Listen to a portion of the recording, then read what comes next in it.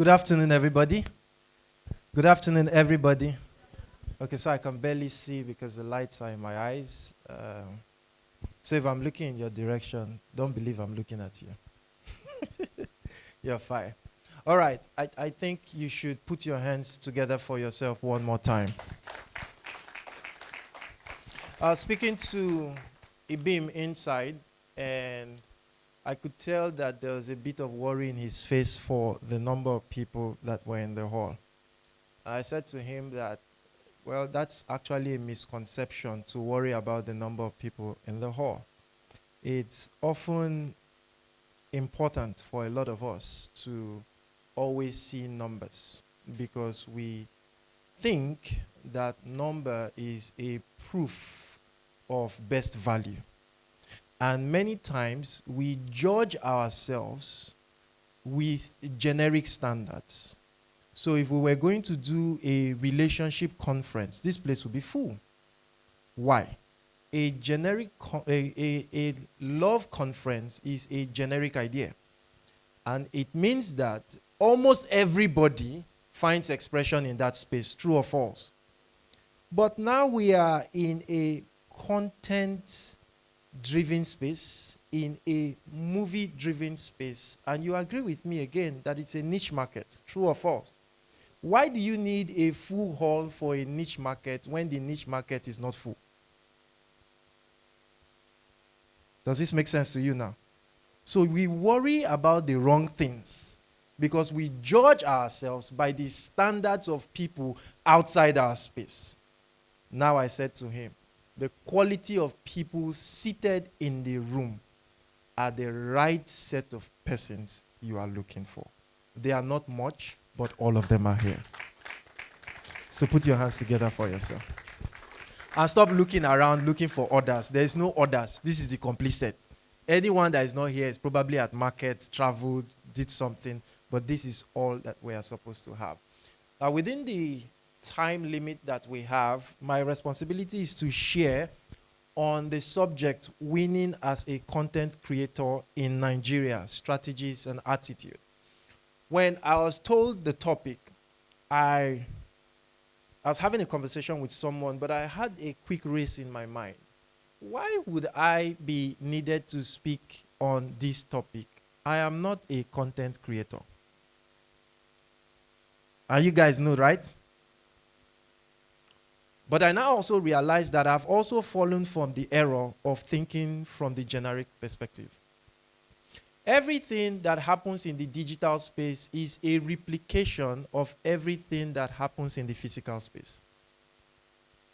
Stay with me. We have reduced content to virtual ideas.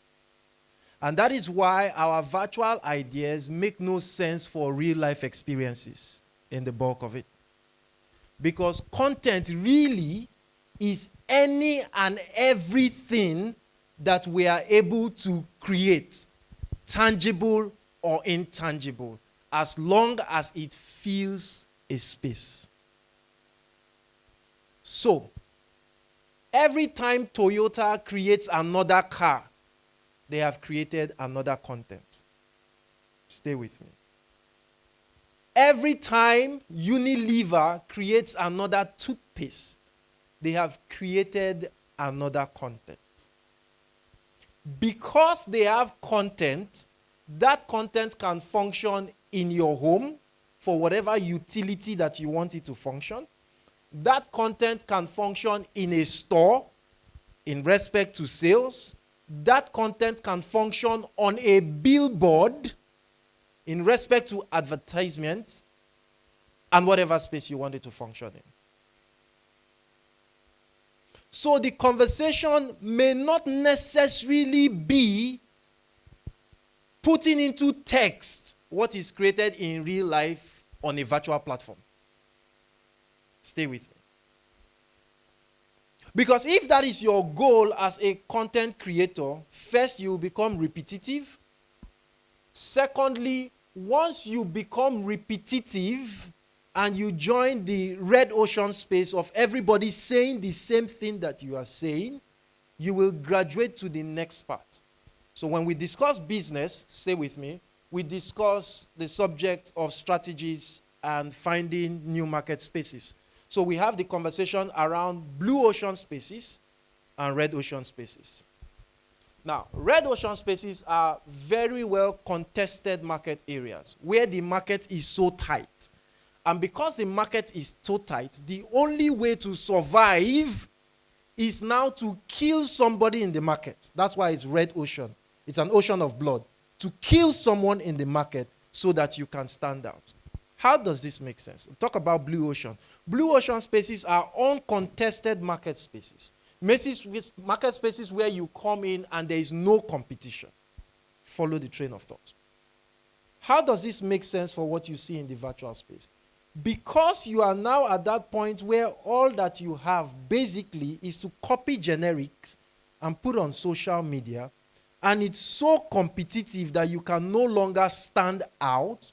Many of you now choose the line of controversy, so you destroy someone's image so you can stand out. Making sense? Many of you now choose the line of blatant falsehood because you need to tell a lie to go viral. Does it make sense? Stay with the thought. So I'm taking you from what is physical to what you experience on the virtual. What is intangible, how it works in your head, to how you now operate in the virtual space. Because everything in the virtual space comes from everything outside the virtual space. So we now have people who have now made the virtual space a red ocean because they are destroying reputations, telling lies, saying some of the craziest things. The last 2 days, we had an American who was gunned down in broad daylight. And are taking time to look at some of the conversations in the virtual space. And I now realize that we are experiencing so much, in quotes, difficulty in expressing our empathy. That people now want to be paid because of the number of engagements, so people can play the role of being less empathetic. Does this make sense? I'll share an example again. I lost my brother a couple of years ago. And one of the days I made a post because I lost my brother. And someone came under that comment section and said, "Are you the first to lose someone?" 2 days later, he lost someone.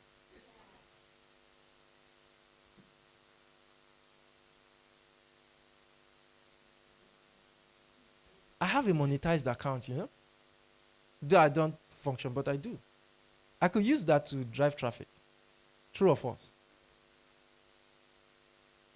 But I have grown beyond the red ocean space that I can function effectively without tarnishing reputations. I'm going this way because by the time we end it, you'll be very clear on how to curate in that space. So the question now is, how then am I able to curate in that space as a content creator? Take note of the first part. 1, I am a content creator. The idea of being a content creator is that one can look at a circumstance and create something out of it. It's broad. You could be an actor, you could be a writer, you could be in advertising, but your ability to look at a circumstance and create something unique out of it. I'll take that again. To look at a circumstance and create something unique out of it. How are you able to create anything unique out of anything? Only God creates out of nothing. Every single one of us creates out of something. So, if you want to be able to create unique conversations, unique ideas, one of the things you must do is you must learn to read and read wide. Take note of that. Learn to read and read wide. At the highest level of any profession on earth, the best set of persons are people who read and read wide. Take note of what I said. At the highest level of any profession on earth. Notice I did not say at the highest level of making money. Any fool can make money. But you have to be a genius to build an enterprise. There are two things. So in my head, I believe I'm discussing with people who, out of content, they want to create enterprises. Does this make sense? So, at the highest level, you must know enough. You cannot assume that you know. Assumption, by the way, is the lowest level of knowledge. Its twin is guessing. So, you must read and read enough. When you read, take note of this, never fall for the temptation of suspending your brains. Have any of you experienced reading and quarreling with the author? I quarrel with many authors. I read their books and I say no. I disagree with the concept. I disagree with the perception. I said to myself, this is valuable in your locality, not in my locality. And I said, this is only valuable in 1994, it's not usable now. You must learn not to suspend your brains when you read, so that you can find the loopholes. As a creator, part of your finest strength and strategy in a world such as ours is taking advantage of the loopholes. Let me take you through a mental journey. Stay with me. I hope you don't get depressed. You're here, right? Because it's internet we all use, right? Where was Nigeria in 1960? Where? Say it loud now. Undergoing independence. The internet had its best flight across the world in 1960. In 1960, you were just recovering in your early stage from the freedom of the colonial masters. In 1963, the first ATM cards were available with Beckley banks, and it was in circulation. When did you get your first ATM card? 2000 and... Bring out your calculator. Before we even go there, when did you get the internet in Nigeria? 2000 and what? So the internet in Nigeria came in 1993, 1994. My dad used to work for MTS then, the first telecommunication company in Nigeria. But then, it was for like the elite. So we actually experienced the internet in 2000 and something. Even 2004, there used to be a very big cyber cafe close to water lines. People go there. People didn't even know how to put in the passwords. So, do this with me. And this is going to reiterate why you have to read. Do this with me. Subtract 1960 from 2004. How many years? How many years? Do the maths now, quickly. How many years? 24 years. 44 years. So in the Committee of Nations, Africa is behind the world by 44 years. That's how behind you are with anything you are studying. How many of you read engineering here? How many of you are still in school doing engineering? Did you do Fortran? Who did Fortran? Do you do Fortran? I hope you know since 1999 the world does not use Fortran. But people are having an extra year for Fortran.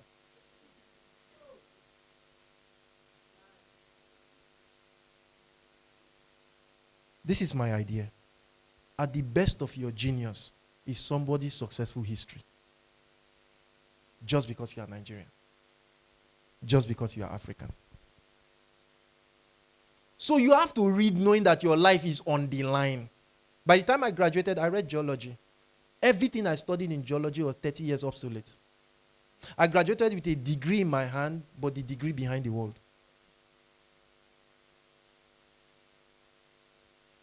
So when we say read, some people just say, you are behind the world. Stay with me. So when they now gave you MasterCards, because of how behind the world you are, instead of receiving MasterCards, the conversation now became about 666. See, they want to initiate us into 666. You see, that's how your brain works. It's behind the wall. Then they now have to force you and say, okay, since you are afraid of 666, no problem. We'll collect an extra 1,000 at the counter. Now you now see that there is now a culture, not a habit. Because habits are with individuals. Culture is with a large mass of people. And that culture is affecting everything we do. So because there is a culture that allows you, remember I said when you read, you must learn how not to pause your brain, you think. You now see that majority of people, Nigerians, actually pause their brains. So when they said they will collect 1,000 from them at the counter, they now pause their brains again. The 666 no longer made sense. So they now said, give us the ATM card. We are willing to receive 666.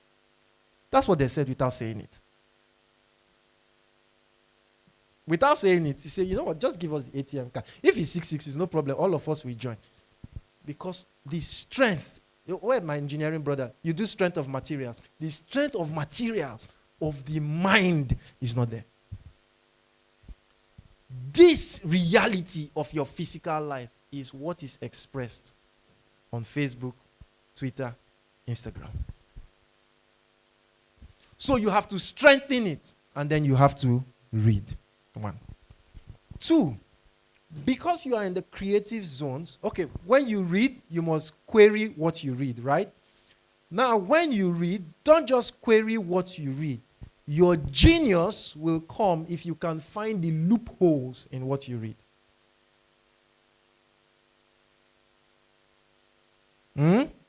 Your genius will come if you can find the loophole in what you read. The next you need to do, learn to see movies and pay attention to the conversation. When you see movies, see them wide. A lot of us are so lovey-dovey that all we want to see are love movies. And with much respect, I worry about the penchant of seeing Korean movies. Because I try to find the intelligence beyond the quality in the screenplay of someone falling from a building and someone coming from Abajo to catch the person that is falling from a building on Abacha Road. And you are happy.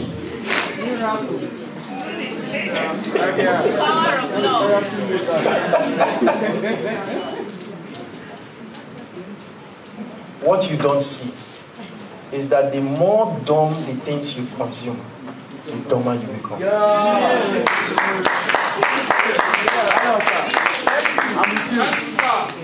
And because I'm talking to film producers here, it's not a moral conversation, right?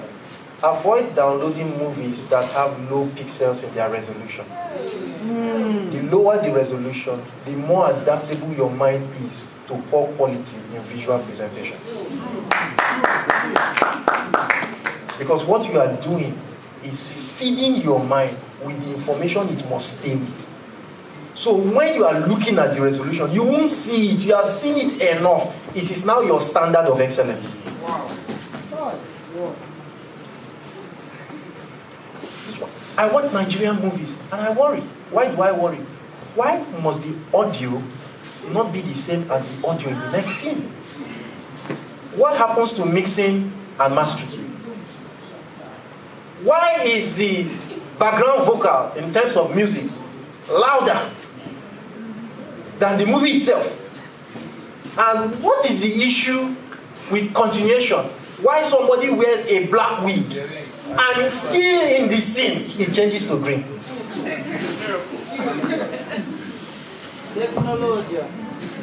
It is the same way, I'm serious. It's the same way I have watched a series of foreign movies and I have seen the same mistake. Some of us don't see. I have seen the same errors. But because we have fed our minds with a lot of errors, when we now decide to design our content, it's designed with a lot of errors. There is nothing that taxes your mind to come at par with excellence. And this is what I say about excellence, right? Find the top 5 people, especially the top 5 that you think you will never best in your life, and make them your role models. A lot of us are very comfortable with people who we are better than. And the problem with being comfortable with people who you are better than is that you surround yourself with people who you are better than.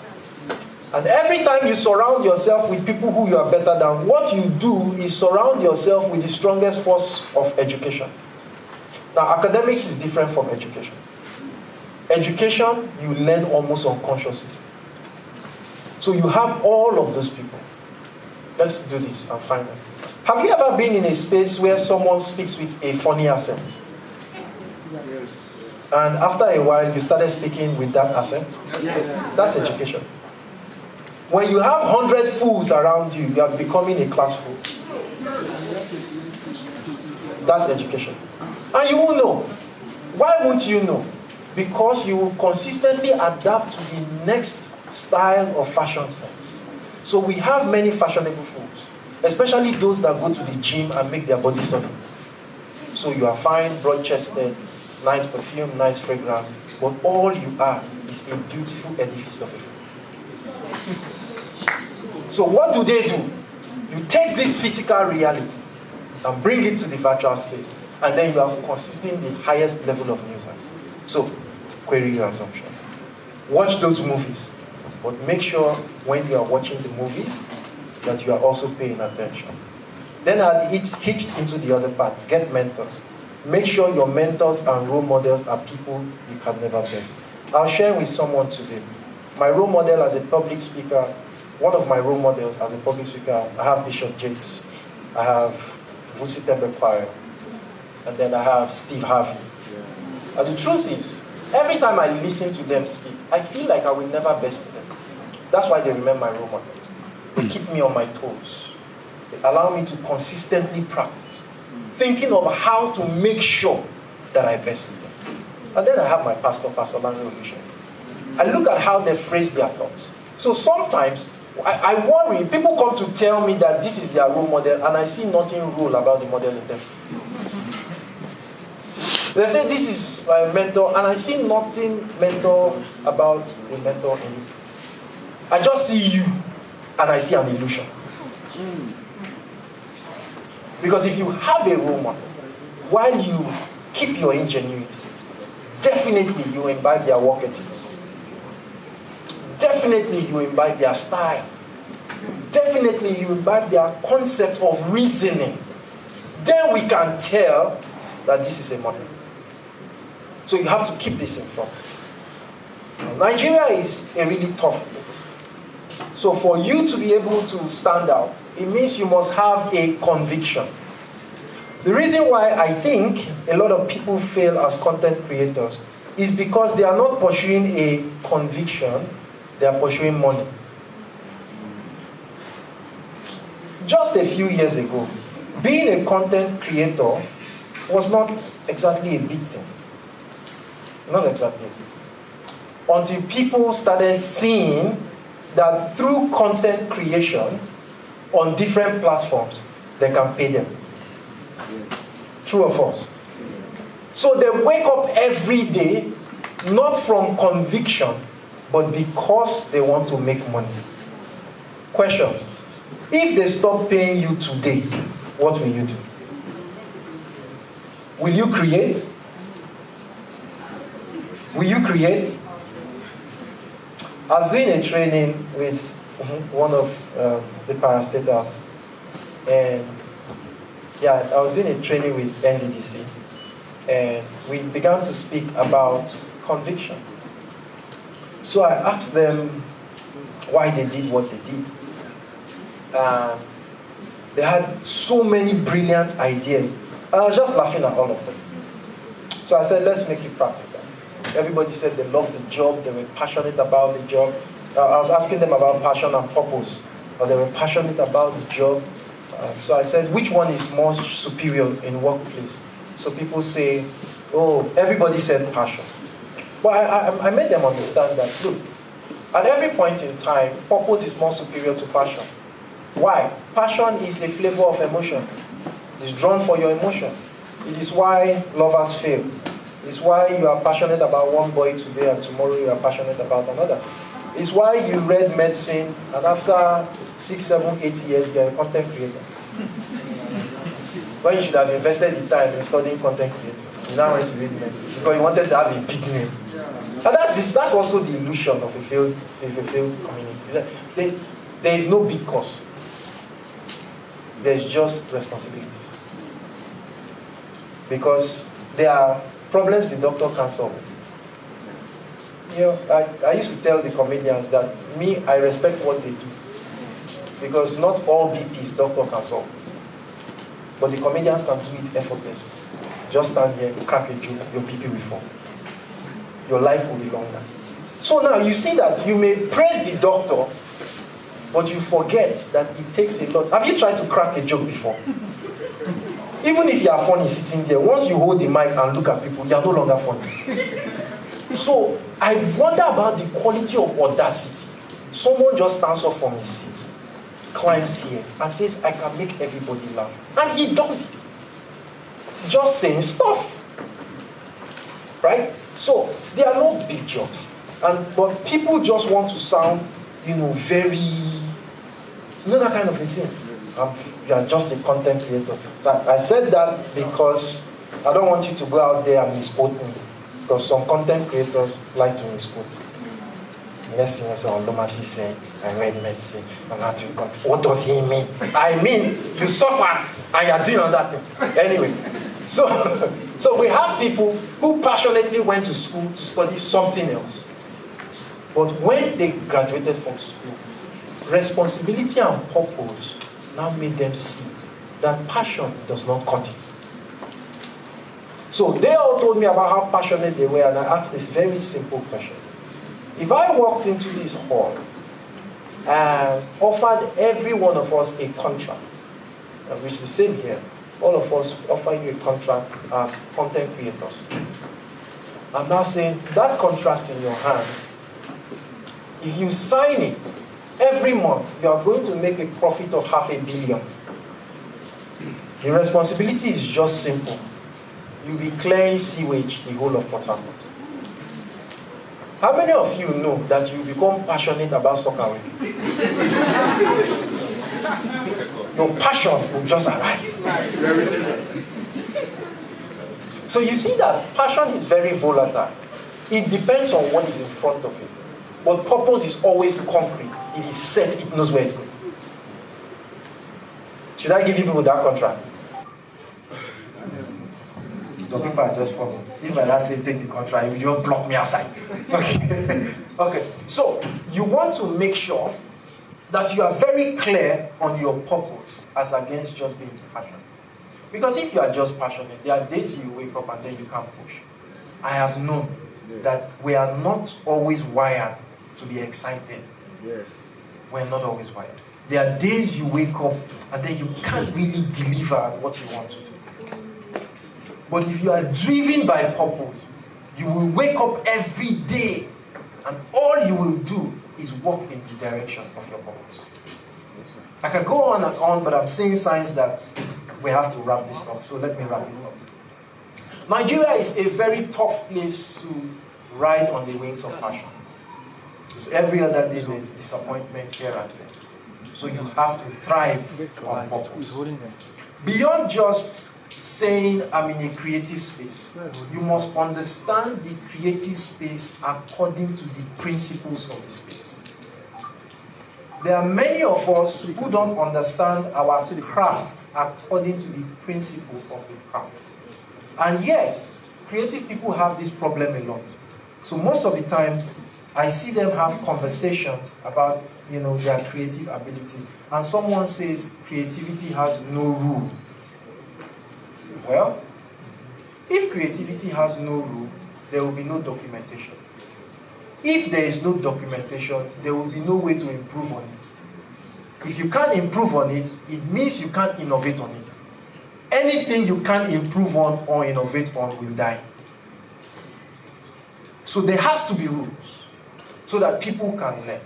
So I have said this to say, even if you think you want to bring something new, you must learn the rules of engagement. Because when you learn the rules of engagement, you can improve on it at every point in time. And the last part is, for whatever you do in this life, never forget, be brave with your life. Thank you.